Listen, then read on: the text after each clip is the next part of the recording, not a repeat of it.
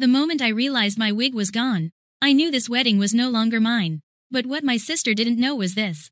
I wasn't going to break in front of 500 guests. I was going to become something she couldn't control anymore. Because in that bridal suite, I didn't just lose a wig. I lost the last illusion that my family ever cared about me. The velvet box was missing. Not misplaced, not forgotten, gone in a way that felt deliberate, like someone had removed it with purpose, at the exact moment it would hurt the most. I stood in the center of my $5 million bridal suite wearing my wedding gown, and nothing else that made me feel whole. The chandelier light fell on my bare head, and everything suddenly became too clear. My sister had taken it. My wig, the one thing I had planned to wear so I could control how the world would see me today. Because I had survived 18 months of chemotherapy. And even though I was alive, I was still healing. My hair hadn't fully grown back.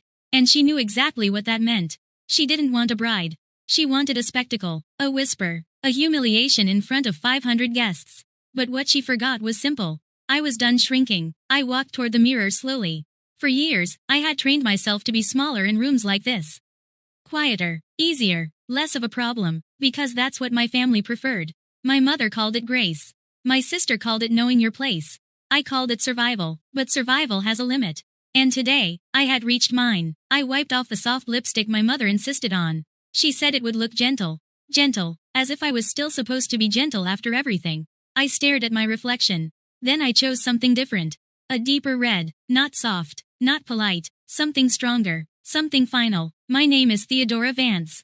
Everyone calls me Thea. To my family, I was always the sick one. The fragile one, the one who needed managing. But they never understood what illness really teaches you.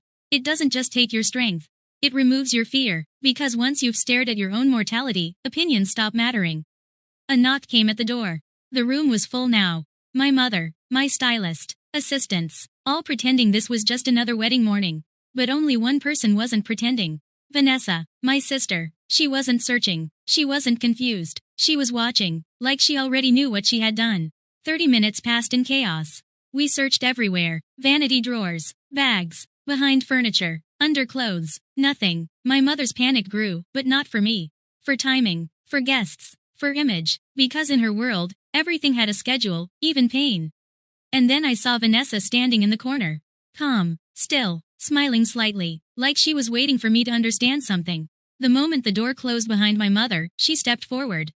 I hate it, she said quietly. No apology, no regret, just satisfaction. You're not going out there like this. I looked at her, trying to understand if she really believed this was love. Or control, or jealousy shaped into cruelty. Why? I asked. She tightened her grip on my arm. Because you don't deserve him, she whispered. You'll embarrass him. A bald bride, everyone will think he's doing you a favor. And something inside me went still. Not anger, not panic, clarity, because I had survived something that tried to destroy me from the inside out. And I wasn't going to be broken in a rented dressing room. I am not a charity case, I said quietly. My voice didn't shake. For the first time, I wasn't asking permission. I walked to the vanity, wiped everything off that wasn't mine. And then I saw it. A mahogany box. From my fiancé. Inside was a diamond tiara. Not meant to hide me. Meant to stand with me. I lifted it slowly. No mirror. No permission. No hesitation. And placed it on my bare head. The room went silent. Even Vanessa stopped speaking. Because suddenly, there was nothing left to control. And when I walked out of that room, I didn't rush. I didn't hide. I didn't explain. I walked. Bald. Crowned. Unapologetic. And something unexpected happened. People stood, one by one, not because they were told to, but because something in them recognized strength when it walked past them. At the altar, my fiancé didn't hesitate. He took the microphone before the ceremony even began, and told everyone the truth. About what I had survived. About what had happened that morning. About what kind of cruelty tries to break someone right before their biggest moment. The room went silent, not awkward, not confused, respectful, heavy, real, and in that silence, I understood something I will never forget.